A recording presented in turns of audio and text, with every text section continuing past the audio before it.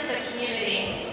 I am so excited today to welcome all of our students, faculty, staff, mentor guests, parents, and friends of IMSA to the 2025 IMSAloquium. As a reminder, our students have worked incredibly hard, so we ask that everyone mute and put away any electronic devices. And I am happy to begin by introducing Ms. Sydney Hunter for our Pledge of Allegiance.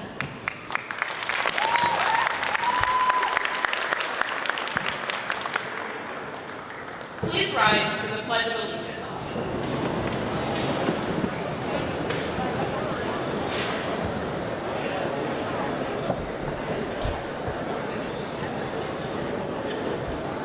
I pledge allegiance to the flag of the United States of America and to the republic for which it stands, one nation, under God, indivisible, with liberty and justice for all.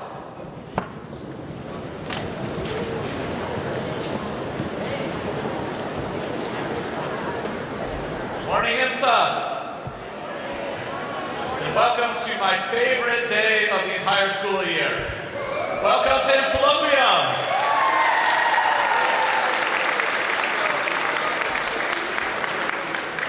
So my name's Peter Don. I have the privilege and the honor of being the team lead for the Student Inquiry and Research Program. And I'm very excited for today because most of the rest of the time we're talking about learning about things that other people have done. But today is all about all the things that you have done. And that is way cooler. And so I just wanted to have a few opening remarks to set the tone for today. There's really two things I want you to realize that are about the research and the things that we do today.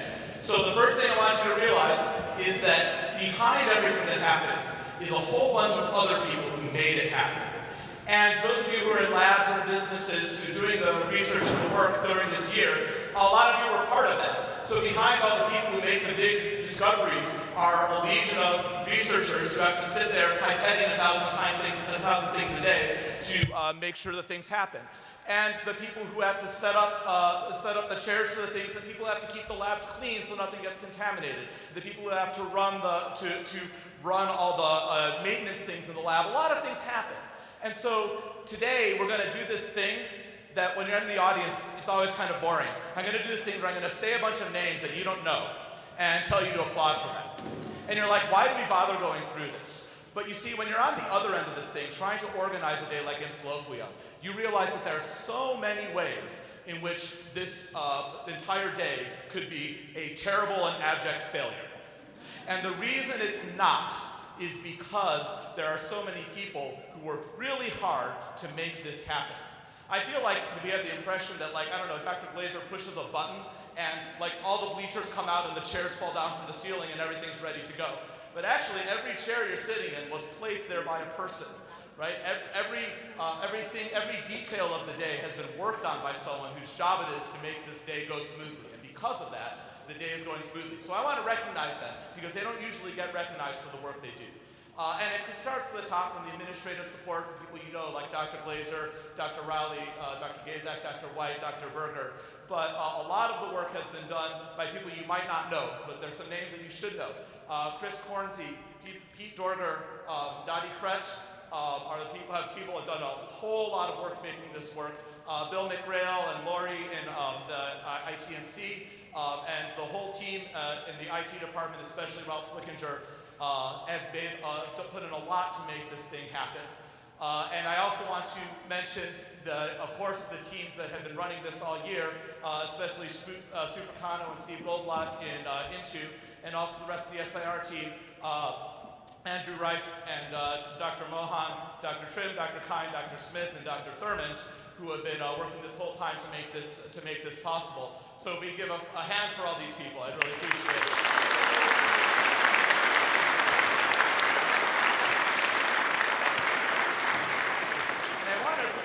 Mention one more thing. A day like today is an absurd undertaking because there's over 200 students presenting. They all have posters. They all have presentations. It uses the entire school and like every single person in it to be able to make this day happen. And someone needs to coordinate all that. It's not me. There's someone who coordinates all this. And back when you were thinking about spring break, there was someone who was already thinking, how are we going to fit everyone into the rooms at IMSAloquium? And back when you were thinking about your intercession trips, there was someone who was thinking, how can we get all the chairs set up in the right places? And where are we going to put the luncheon if we're also going to have an opening ceremony in the gym? And while you guys were on spring break, there was someone who was measuring distances to figure out how many posters we could fit into each space. And even, the buses that show up that take you places, they don't just appear there by accident. It takes a lot of work to get a bus, and a lot more work to figure out how to manage 100 underage kids, sending them downtown and all over the Chicagoland area. This work is done behind the scenes, and you don't notice it because it's done so well. But today, I really want to say that really what happens today is very much the result of the incredible amount of hard work put in by Ms. Kathy Coots. So please give her a round of applause.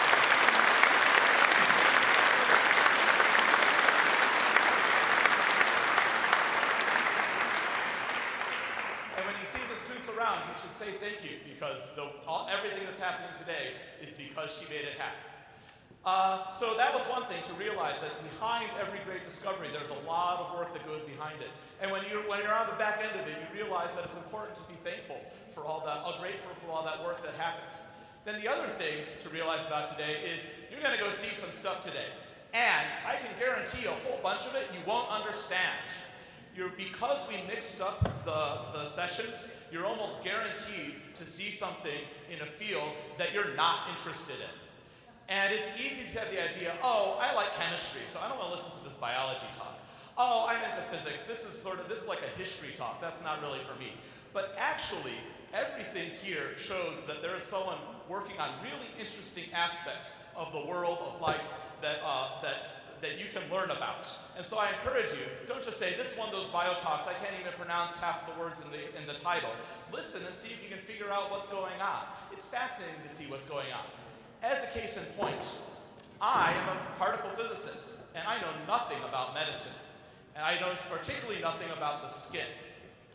But fortunately, we have other people who do know something about the skin. And that's very fortunate. I mean that because my brother actually had a very severe case of eczema, and when that happens, you need to find someone who studies skin. And who studies skin? You feel like it doesn't come up to it, but there are researchers who spend all their time trying to figure out how eczema happens and how it can be treated. And so we are lucky and honored to have one such researcher with us today. Someone who has been studying the skin for quite a long time, and someone who has been in research for a long time and has been supporting IMSA for a long time. You can read the bio yourself. I feel like by the time you're in high school, I don't need to read the bio for you. But you can see how she went to UIC for undergrad, what sounds like a really awesome master's degree in Cyprus, and then a PhD from UIC in biopharmaceutical sciences, and then you could of course, the work now at Northwestern Feinberg School of Medicine in dermatology and skin biology. So there's a lot of things that this professor has done. She has also mentored at least a dozen IMSA students over the time, and has really been supportive of our program, for which we're really grateful. But in addition, she is not just supporting IMSA's program, but she is supporting the knowledge of the world. She is supporting the body of knowledge that contributes to how we live our lives better. And she is contributing to helping out all of us. And those of you who work in her lab, we're helping in that contribution. And so it's important to recognize the stuff you're talking about. You might say, oh, I don't care about biology. Well, you should, because you're alive, so biology affects you. And so I would really invite you to take a moment to listen. Just for today, your cell phone can wait. It'll be there tomorrow. But what won't be there tomorrow is all the awesome stuff that people have been researching all year. So to find out more about that, I'd really like to welcome our special keynote speaker today, who is someone who has been contributing a lot to the field of skin biology and has a lot to tell us, as well as a lot to IMSA, and has a lot to tell us about how things work. Please join me in welcoming Dr. Bethany Perez-White.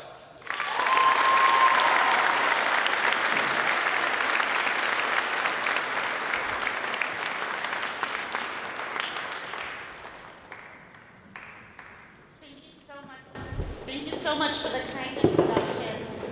I am so excited and so honored to be here. IMSA has been a part of my laboratory's life since its beginnings, so it is very near and dear to me to have mentees here, to have past mentees that I told about that I was going to be here today that we're so excited, and I hope that there's a few future mentees in the crowd that I'll get to meet today. Yes, so Dr. Dong talked about, I got my undergrad at the University of Illinois at Chicago. And when I started college, I thought, I really like biology. But at my high school in Springfield, Illinois, we had one biology class that you took as a freshman, and then you were done. So I didn't really know what I could do with my love for biology, so I thought, I'll become a doctor. Doctors have to know biology. So that's what I set out to do when I traveled from Springfield and came to Chicago and never looked back. I love Chicago. I decided to become a doctor. But then I had the great opportunity to work in a lab as a sophomore during my first semester of sophomore year. And it wasn't too long for me to understand that in a scientific research laboratory, a biomedical research laboratory, I got to be in charge. I got to ask the question, the scientific question. I got to figure out how to answer that question, analyze the data, and then try to put that forward into changing people's lives. So from that first few weeks of being in the lab, I kind of changed my direction into, I want to be a scientific researcher. And I never really looked back since then. I did have the great opportunity as well to go to Cyprus and help establish my mentor's lab there, the first Department of Biological Sciences at the University of Cyprus, and then come back to UIC where I was able to continue doing my work in breast cancer research and other epithelial cancers, but also with an idea of how to really translate that into treatment. So a degree in biopharmaceutical sciences teaches you about pharmacology, about toxicology, about drug delivery, about how drugs are metabolized in the body. So I get to bring all of that knowledge forward into my research laboratory. Then when I graduated with my PhD, I thought, well, to be an academic researcher, you have to do something that's unique, that nobody else is doing. You have to find your niche. You'll hear that a lot. It's very cliche, but it's so true. So I completely changed fields out of cancer biology and decided to go into skin biology, where I could leverage all of the knowledge I had about cell biology, learning, how things go right in the body and right in the tissues rather than going wrong in cancer. And I was able then to find that place for myself in skin biology. And then when I got to understand how I can study skin, I was hooked, and I was never going to look back. So long story short about that, we grow skin in my lab every day, and I've got skin growing in the lab right now. I could take any piece of your skin and regrow your skin. So that's what I hope to tell you about today, is how we can use this lab-grown skin called an organoid to understand skin biology. So let's just have a quick primer into skin. So skin is a vital organ. I'm not being dramatic. Without skin, we would die, and it's composed of distinct compartments. We have the epidermis. This is what we see right now as we look in the mirror or look down on our arm. Underlying that is the collagen-rich dermis. And then we have subcutaneous fat. And skin has many functions. It acts as a barrier, a fence and gate. It's not an impermeable seal. We have to be able to so-called breathe through our skin. But it's a very important function. It has to be able to resist mechanical stress. Every time you bump into something, you can't have your liver, getting a bruise. Your skin's going to protect you. It has immunologic capabilities to always, kind of sense the world around us and know when things are okay or when, you've just come into contact with something that's going to give you hives. We have sensation through our skin, so we feel the world around us through the skin. We shiver, we get goosebumps, we sweat. This helps us thermoregulate. That's also part of the function of skin. And something that I don't want to be taken lightly is the quality of life that the appearance of our skin can bring to us. It's not just cosmetic, and it's not something to be overlooked. Skin is the organ that faces the world from our body. But today we're going to focus on that outermost function of skin, the barrier function. What keeps us alive, what keeps us as terrestrial organisms. Without the barrier function of skin, we wouldn't be able to be in the air. So we're going to focus on the epidermis, where we can see what we're talking about. So the epidermis is made up of many layers of what are called keratinocytes. And we're going to focus on the dotted line above. This is the epidermis. And here we have at the very top, you can see that those are cells that are starting to exfoliate. Every time the wind blows, every time you roll up your sleeves, dry your hands off, skin is coming off of your body. So we're always having to regenerate our skin. And every 30 days, you have all new epidermis. So let's learn about that. So at the very bottom of that dotted line, we have a type of cell, a type of keratinocyte that really is in charge of proliferation, restoring the skin that we lose on a day-to-day basis. But skin, again, also has to stick together. So skin has to be very strong that when we pinch it, or again, if we bump into something, that it's not just going to fall apart. So we have a compartment of the epidermis that really holds the skin together. And then as we start to become more superficial towards the surface of the skin, it starts to take on that barrier function that's so vital to humans and other organisms. And then finally, the stratum corneum, those cells that have undergone a specialized form of cell death and are sloughing off the body continuously. So how can we study human skin? And I want to emphasize human skin because in my laboratory, we don't like to study other organisms. We want to study humans, well, because we're humans. And so I want to bring forth, something to think about, all of you burgeoning biomedical scientists out there, is how you might be able to use novel alternative methods to understand the human condition. So technology is accelerating at such a rapid pace. Human and artificial intelligence are just advancing exponentially. We can hardly keep up. But in biomedical science, we still rely very heavily on non-human sentient beings, mice and others, to perform experience and again, understand about the human condition. So the NIH, the National Institutes of Health, and 20 years ago when I was doing my master's in Cyprus, Europe was far ahead of this wave of how can we use other models besides other organisms to understand human conditions. So in silico models, for those of you who love computers and computer science and coding. In chemico, for chemists and bioengineers and chemical engineers. And then in vitro, for the biologists and bioengineers as well. Because in my laboratory, we have a saying, it's organs and organoids before organisms. So I'm going to tell you about these organs and organoids that we use to study skin, and hopefully you will think about, as you move forward in your careers, how you can not touch an animal. Because I went 10 years without touching an animal from when I was a cancer biologist throughout my time as a skin biologist. So I always charge my colleagues to see if they can, beat me at that. Okay, so let's talk about how we do that and what we're doing in the lab on a day-to-day basis. So we receive surgical tissue from the plastic surgery suites where they're discarding tissue. So we get that tissue in the lab, and we take small pieces of it, we excise it from that tissue, we clean it up, and then we have a beautiful organ culture. So this is a piece of intact human skin that, if you see on the side profile there, is cultured at what we call the air-liquid interface. So if any of those of you who have ever cultured cells before, it's usually on plastic and under media.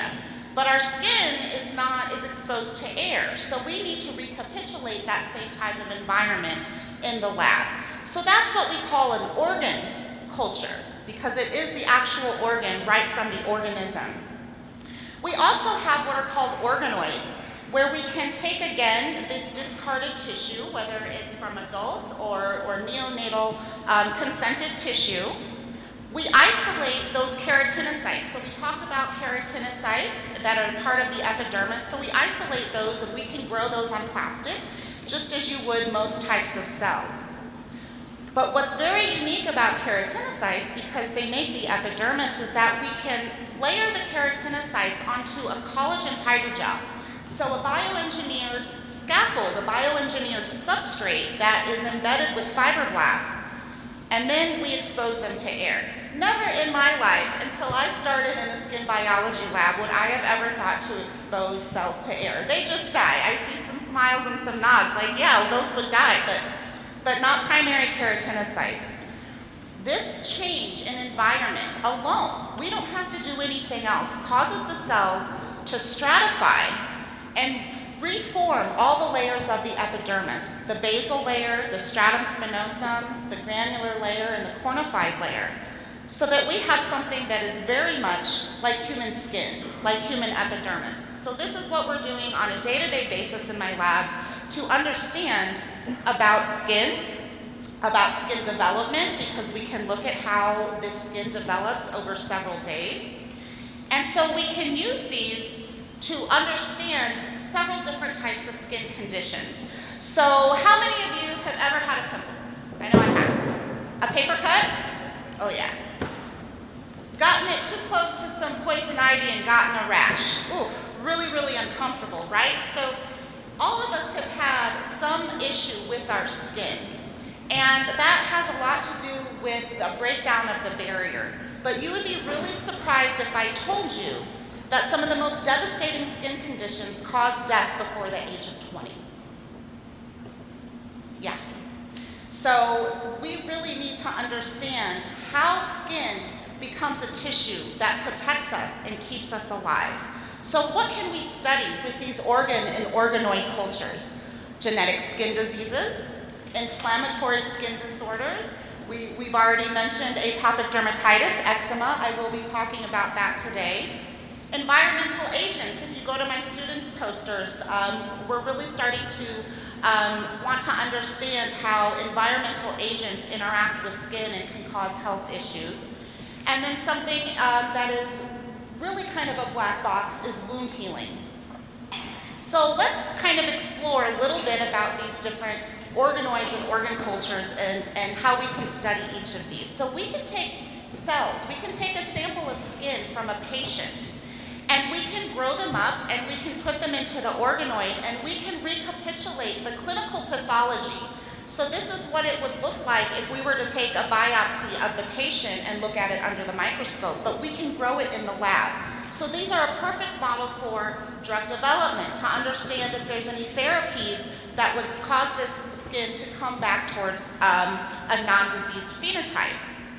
We can also study inflammation. So all of the inflammation in our body is produced by immune cells and things called cytokines. So we can take pure inflammatory mediators such as cytokines and we can add them to these organoids and we get these very drastic phenotypes where we have really enlarged stratum corneum. So this gives us a great model to understand again, is there a therapy that we can treat these models with to understand if they're going to come more back towards the control, which we call the vehicle here. What's something that's really, really cool, and I work with a lot of chemical engineers and chemists, is new formulations of UV protectants. So we have a lot of sunscreens that we can wear, but they're very damaging to the environment. So we can use our organoid cultures, we can expose them to different types of UV, and we can cause a sunburn.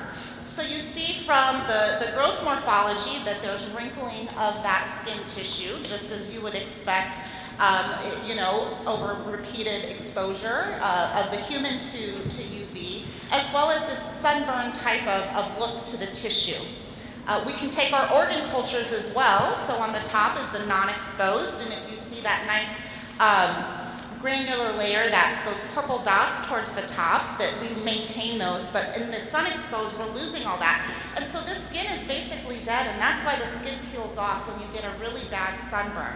So we can understand if the chemical agents that are being developed might help to prevent this sun damage, but at the same time might be better for the environment.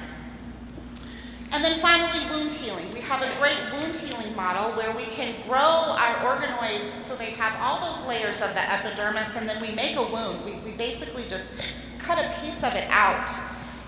And we can look over time at the wound close. So for example, in diabetic wound healing and other wounds that are really recalcitrant to healing, we can understand if there are particular treatments that will accelerate that healing so that those wounds can close, which is $1 billion industry in healthcare when it comes to diabetic wound healing.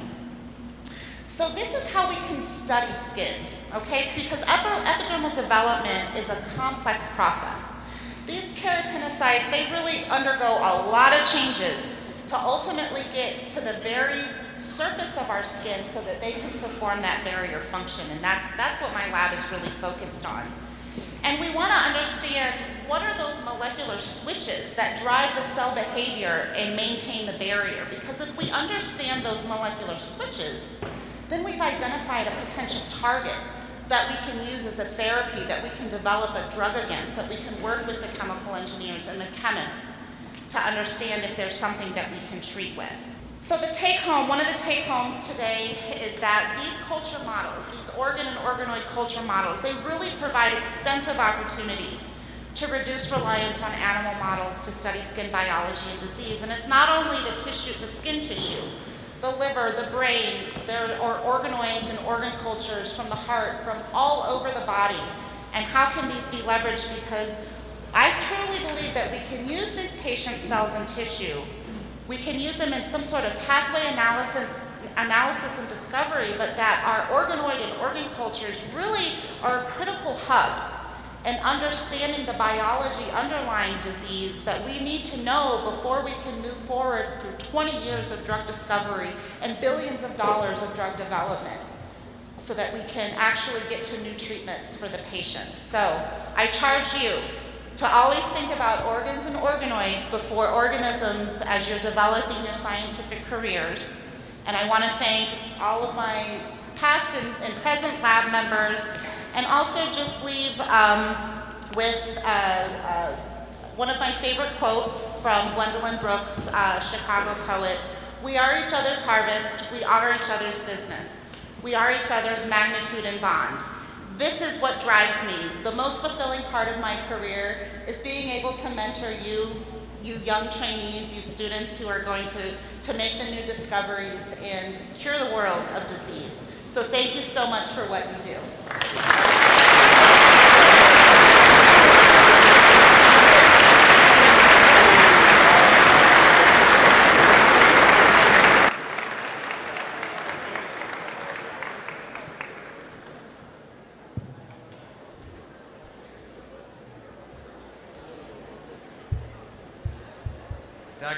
Dr. Perez-White, thank you very much for those terrific remarks. And I especially want to thank you for being a role model. And I mean this in multiple ways.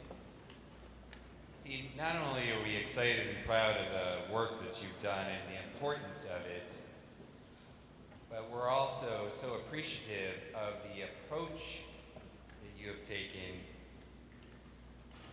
to demonstrate your work with other people. First, you talked about the importance of your research and why we should understand that studying the skin is an important commitment for researchers to study throughout their career. Next, you share with us the importance of developing novel techniques, the importance of being ethically sound to continue research without having to do research on organisms.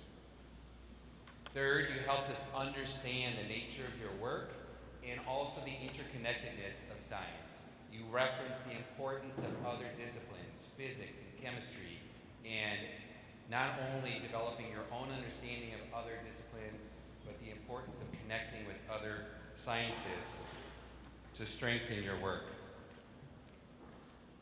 Next, you express the importance of building your research over time by relying on the findings of other individuals. If you noticed in the slides, this research, the foundations of this research was established 19 years ago by other scientists. And then you picked up that research, I noticed, around 11 years ago. And you cited the progress of that research from other people as well as the work that you've done. Next, I want to emphasize the passion that you demonstrate in your presentation around discovery. It is evident that you are excited about what you're doing and that you feel proud of that progress. And it is so important among our students that you demonstrate that as well. When you make a deep commitment to study something in depth and make progress, show how proud you are of that. You also talked about the importance of improving lives of other people. It's not just the advancement of knowledge, but the impact that you can have in changing the world around you. And then you concluded by saying what makes you particularly proud is the engagement that you have with aspiring researchers. Dr. Perez-White has been mentoring our students for the last 8 years. Isn't that amazing? Let's give her a big round of applause.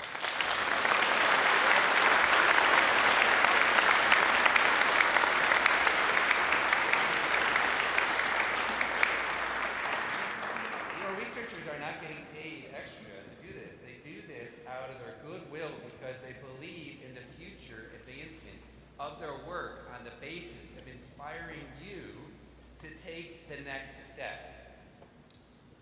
And that is amazing. Every single one of your mentors has given their time to help you take the work to the next step and feel inspired that you could do that in your future.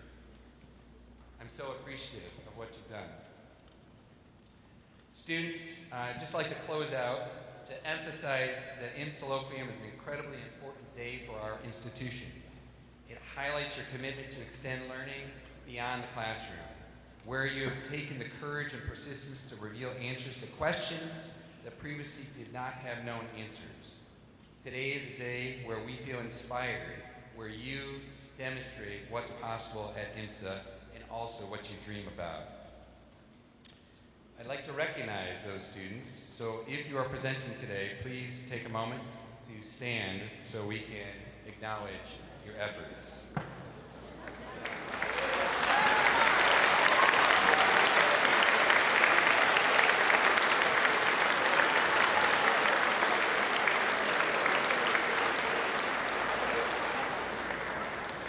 Your experience in SIR, or if you did an internship you're into, is just the beginning of your journey to explore the unknown, to explore great challenges. And I hope through the process you have felt entrusted by your mentors to tackle really advanced work and left the experience feeling inspired that you're highly capable of addressing interesting and meaningful problems. Our alumni can certainly testify that SIR and their internship experience at IMSA was instrumental in developing that confidence to tackle unknown problems and also to innovate in their careers. So please know that the skills that you have developed now are going to be needed for the remainder of your future. It will open opportunities. Have fun today. Share what you did, why it was important, what you learned, and the important questions you might ask next. Take time to learn from your classmates about their projects and their passion. For our 10th graders, it's a chance to learn what's possible at IMSA. For our 11th and 12th graders, it's a chance to make connections, be curious, and be proud of your fellow classmates. Please know how appreciative I am that you've made your research or internship commitment over this past school year. I truly hope it's been transformational for you. I'd now like to ask our Principal and Chief Academic Officer, Dr. Angela Rowley, to close out this opening ceremony. Have a great day today. Thank you.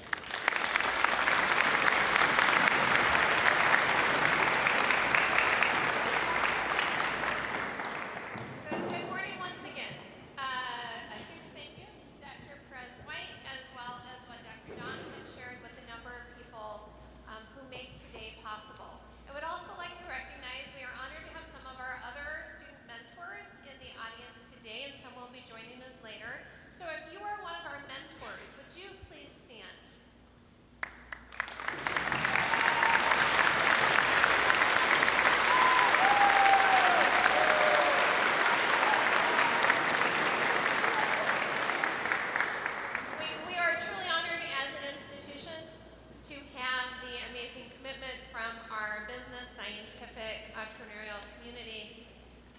participate and allow our students to truly have a one-of-a-kind experience and commit to IMSA's mission to advance the human condition. At this point in time, those